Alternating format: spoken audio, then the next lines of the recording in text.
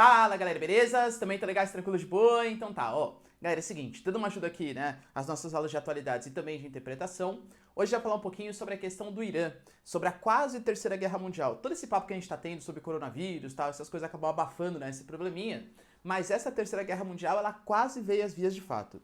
Vamos tentar entender um pouquinho esse processo e somado ali a reportagem que a professora Milene vai passar pra vocês, vai dar pra vocês responderem um questionário super importante, ó. Seguinte. O Irã, ele era um antes de 1979, ele vai ser outro completamente diferente depois de 1979, por quê? Porque em 79, quem comandava o Irã era um regime monárquico, um regime chamado de Shahs. Esses Shahs, como se fosse czar na Rússia, sei lá, o César no Império Romano, são os reis, figuras aí de reis, tá? A monarquia. E era um regime totalmente aliado ao mundo ocidental, inclusive aos norte-americanos, por incrível que pareça. Na época, um carinha chamado de Shah Reza Pahlavi, olha meu farce aqui, né? Perfeito. O Shah Reza Pahlavi, ele estava com uma política muito pró-Estados Unidos. E a desigualdade social gigantesca no Irã. Então, desigualdade social pra lá, miséria pra cá e tal. E a população não se conformava com o Irã, um país que controla o Estreito de Hormuz, uma regiãozinha por onde passa 1/5 do petróleo do mundo. O Irã é um país, na época, que tinha a terceira maior reserva de petróleo do mundo. A população, em geral, sofria miséria total. Então a população vai se unir em torno do que eles consideram que é a união étnica que eles têm, a característica que une eles, que é o quê? É o islamismo xiita, de vertente xiita. E eles vão fazer uma revolução contra a influência do mundo ocidental e pela instalação da base da sociedade, a base da sociedade islâmica, xiita. Isso que a gente vai chamar de revolução fundamentalista. Lembrando que quando eu falo para vocês de fundamentalismo religioso, claro, tá? É quando o Estado ele é unido à religião. Ou seja, o líder religioso, ele passa a ser o mesmo líder que o político, tá bom? O Estado religioso. Islâmica, porque é da vertente muçulmana, claro, e xiita. Já falei pra vocês 350 milhões de vezes também, não se esqueçam. Qual vertente do islamismo é mais radical? Nenhuma. Tem sunita radical, exemplo do Boko Haram, do Estado Islâmico, e tem xiita que é radical também, tá? O Irã é um país radical? Galera, de verdade? Sim. Eles fazem uma interpretação bem reacionária da sociedade. Para vocês terem uma noção, na sociedade iraniana, até hoje, para a mulher, ela não pode trair o seu marido, porque se ela trair o seu marido, ela vai ser enterrada até o pescoço e apedrejada em praça pública. Isso existe até hoje. Nossa, a pessoa como xiita é radical. Imagina, sunita faz a mesma coisa. Na Arábia Saudita, que é um país sunita, é um país onde a mulher ela não podia dirigir até ano passado. Até hoje, mulher, para sair de lá, precisa de autorização ou do seu pai ou do seu marido para conseguir fazer uma simples viagem de avião, tá? Ou seja, professor, eu entendi, então todo muçulmano é radical. Não, tem países muçulmanos que são ótimos para se viver, que a mulher tem bastante liberdade também, beleza? Lá eles tiraram o Shah Reza Pahlavi do poder, ligado ao mundo ocidental, e colocaram a figura do Ayatollah. Na época, o Ayatollah Khomeini. Hoje, tá? Não é mais o Khomeini, é o Khamenei, o Ayatollah Khamenei. E esse cara se voltou completamente contra o mundo ocidental. Teve até uma guerra entre Irã e Iraque, que surgiu ali no período, os Estados Unidos financiando os iraquianos para acabar com aquela revolução, não conseguiram. E o Irã hoje, ele se tornou talvez a grande liderança geopolítica do Oriente Médio contra a influência ocidental naquela região. Tudo bem? Beleza. Os Estados Unidos sempre praticando sanções, punições, não pode comercializar com o Irã tal, essas coisas. O Irã, principalmente pós anos 2000, ele começou a enriquecer urânio. Pessoal, mas pode fazer isso? Claro que pode. O Irã, apesar de ser signatário do TNP, o Tratado de Não Proliferação de Armas Nucleares, ele podia enriquecer urânio até determinada quantidade, porque se você enriquece só até determinada quantidade, você pode utilizar aquilo para fins pacíficos. Para produção de energia, para fins medicinais, por exemplo. Só que os Estados Unidos acusavam o Irã de estar enriquecendo urânio para fins bélicos, fins maléficos, que ele queria supostamente acabar com a Arábia Saudita, grande rival do Irã ali, que é aliado dos Estados Unidos, acabar com Israel, o maior aliado americano, e claro, colocar a sua força, sua imposição geopolítica ali naquela região. Fato é que a coisa estava indo muito, muito mal. 2015, Obama. O Obama ele é conhecido por ser um grande conciliador. Fez a paz, por exemplo, com Cuba, paz entre aspas, né, com Cuba, aproximou os Estados Unidos do Irã, e em 2015, mediado pelo Brasil, ele fez um acordo com o Irã, um acordo mediado pela AIA, Agência Internacional de Energia Atômica. Qual que era o acordo? O Obama falou assim, ô Irã, se você parar de enriquecer urânio, ou pelo menos deixar a AIA vistoriar o que você está fazendo no seu país, eu findo as minhas sanções comerciais. O Irã pensou e falou, beleza, durante 3 anos esse acordo de paz entre os países deu certo.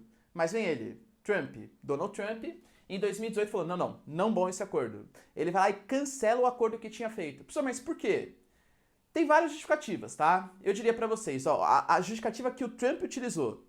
O Irã está desrespeitando o limite de enriquecimento de urânio. Mentira, galera. A EA falou que era mentira. Isso que é uma agência internacional, reconhecida internacionalmente. O Irã falou assim, o que, Trump? A EA tá dizendo que eu enriqueço dentro dos limites e você vai ficar me boicotando por causa disso? Aliás, quem é você, Estados Unidos, para falar quem pode e quem não pode ter bomba atômica? Convenhamos que vocês são os únicos países, o único país que já tirou uma bomba atômica contra uma população. E aí começou aquela rixinha, né? Aquela briguinha entre os países. Outro ponto. O Trump alegou que o Irã armava grupos terroristas. Professor, que grupo terrorista que é esse? A gente tem que sair um pouquinho do Irã agora e ir lá pro Iêmen. O Iêmen é um país que passa por uma guerra civil, desde 2011. Uma guerra civil entre xiitas e sunitas. A Arábia Saudita, aliada dos Estados Unidos, financia o grupo sunita ali na região do Hadi, enquanto o Irã, um xiita, né, um país xiita, financia os Houthis, que são os grupos revoltosos ali, os rebeldes que querem tirar aquela ditadura do poder. Então o Trump, fazendo uma parceria interessante com a Arábia Saudita, condenou o apoio que o Irã dava para os xiitas na guerra civil do Iêmen. Isso vai fazer romper as relações. Ah, professor, mas eles eram terroristas mesmo? Depende, o que você considera terrorista? Talvez o iraquiano considere que a invasão americana no seu território é uma prática de um terrorismo. Talvez os cubanos considerem que os Estados Unidos invadindo Cuba, aliás, atacando o seu próprio território, só para falar que foi Cuba que atacou, seja uma forma de terrorismo. Então terrorismo é uma coisa que varia muito, né, de quem tá falando, tá bom? Mas fato é que ele cancela o acordo. E as relações se tornam, assim, péssimas, tá? Só um parênteses aqui, eu lembro bem, galera, na Copa do Mundo, isso aqui foi aqui 2 semanas antes de acabar a Copa do Mundo. O Irã participou da Copa do Mundo e o Irã utilizava a Nike como material esportivo. O Trump, ele cancelou e falou assim, Nike, se você fornecer material esportivo para o Irã, a gente cancela suas atividades nos Estados Unidos. Óbvio que a Nike prefere comercializar nos Estados Unidos do que no Irã, né? Com toda certeza. O que vai acontecer? Essa situação, então, de animosidade, de guerra ali, indireta entre os dois, vai acontecer um estopim. No Iraque, algumas milícias xiitas, isso aqui é super importante, tá? O Iraque tem poucos países que são xiitas ali no Oriente Médio, 3. O Bahrein, de maioria xiita, o Iraque é de maioria xiita e o Irã é de maioria xiita. Os xiitas do Iraque atacam bases americanas. Professor, mas por que os Estados Unidos têm bases americanas no Iraque? Isso vem desde 2003.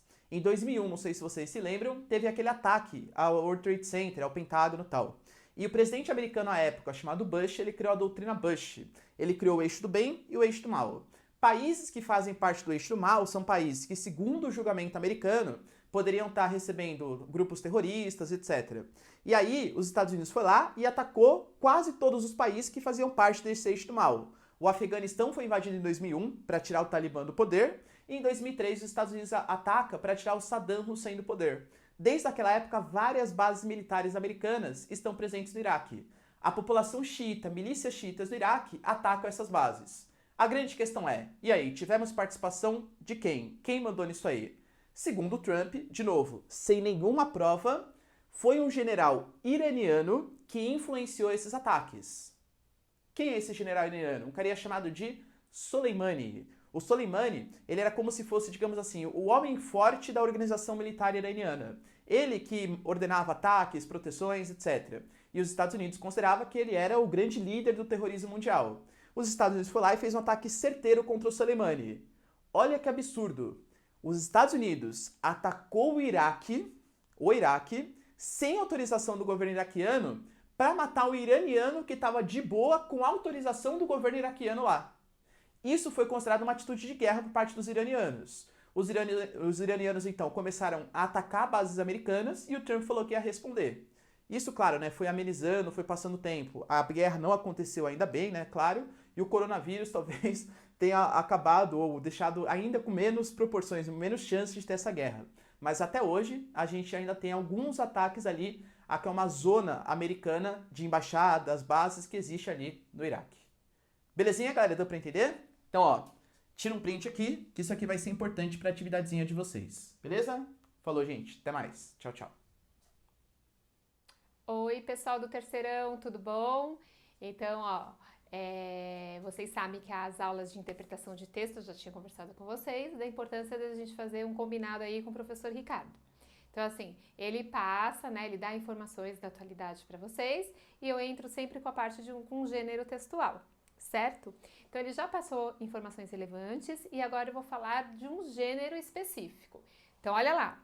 Gênero textual. Vocês lembram do que é um gênero textual? Então, quando eu trabalho com gênero textual, eu tenho assim, são diversos, são milhares que surgem a qualquer momento, tá?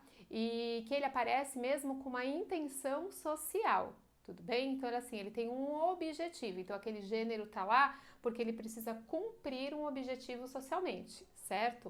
O que nós vamos ver hoje, então, é a notícia, tá? Então, o que acontece com a notícia? A notícia, primeiramente, gente, ele é um texto que a função dele é apenas informar, tá? E o mais importante de tudo é que não tem opinião nenhuma embutida aí nesse texto de quem escreve. Tudo bem? Isso é o mais importante. Então, assim, não adianta você procurar e achar que lá vai ter uma opinião daquele que não tem. A notícia, ela vai simplesmente querer informar a respeito de fatos que aconteceram. Tudo bem? Então, aqui eu coloquei aqui para vocês, finalidade, informar de maneira objetiva e precisa os fatos ocorridos. O que acontece aqui, né? A gente fica se perguntando, mas qualquer fato? Não, logicamente que não vai entrar qualquer fato. São fatos que vão ser relevantes para a política, para a economia, para a cultura, para a sociedade. Não adianta você falar, né, colocar lá a briga de um vizinho e querer transformar aquilo em uma notícia, se não vai ter alguma abordagem social aí dentro. Mas está falando da vida dos vizinhos, tá? Aí é outra coisa. Então, assim, ele vai utilizar, mas ele vai ter aquela intenção social, vai ser relevante para aquilo que ele vai estar falando. Entenderam? Então, assim, como que você cria uma notícia? Que isso que é importante, e depois vocês vão lá preencher o nosso formulário para saber se vai ficar bem fixado. Então, assim, a estrutura dessa notícia, primeiro que a linguagem dela é extremamente objetiva, tá? Então, eu tenho uma linguagem objetiva, eu não vou fazer uso da linguagem conotativa, da linguagem subjetiva, eu vou trabalhar com o que a gente chama de linguagem clara, tá? A estrutura dela é uma estrutura sempre muito simples, tá? Então, ordem direta, sujeito, verbo, complemento, tá? Facilitar para que isso? Para facilitar para as pessoas que vão ter contato com essa notícia. E é bom até falarmos, né, quais são os meios de propagação dessa notícia. Bom, aí nós temos vários veículos, né? Então, nós temos o jornal, nós temos a internet, nós temos a revista, tá? Então, no telejornal, em qualquer um desses meios, podemos divulgar a notícia. Então, como que vai ser? Então, assim, no título, o que você pode buscar sempre no título, se você tem uma notícia lá para ser interpretada? Então, no título, sempre vai estar o destaque para o fato. Então, o que aconteceu de fato? Tá? Então, assim, um título que ele vem como se ele estivesse falando, vai dar, né, destaque àquele fato. Então, problema que aconteceu em tal lugar. Ponto, tá? O lead vocês sabem o que é o lead. Então, o lead é aquele parágrafo curto que vem logo na sequência do título e que ele vai trazer um resumo, né? A gente fala um resumo respondendo quem, tá? O que e quando. Então, você lendo o lead, você já tem uma boa noção de toda essa reportagem. Essa notícia. E é até bom falarmos disso. Lembra quando eu falei de reportagem e notícia para vocês? A reportagem é algo mais extenso, né? Então, dentro daquela reportagem podem entrar várias notícias. Lembram disso? Então, vamos lá. O lead, né? E o restante dessa notícia, esse corpo da notícia, vem geralmente com o como e o porquê, tá? Lembrando que toda essa estrutura é sempre numa linguagem simples, objetiva, clara, tá? Utilizando termos, né? A não ser que você for colocar aqui a linguagem de quem fala, trazer aquela coloquialidade para marcar algo específico, né? Então, sabendo que o termo ele não está de acordo com a norma padrão, você pode colocar entre aspas, né? Mas utilizando a norma padrão, mas de uma maneira simples. Tudo bem? Então, se ficou alguma dúvida, depois vocês podem tirar na live que nós faremos, tá? Tirem um print da tela e preenchem o nosso formulário. Beijos!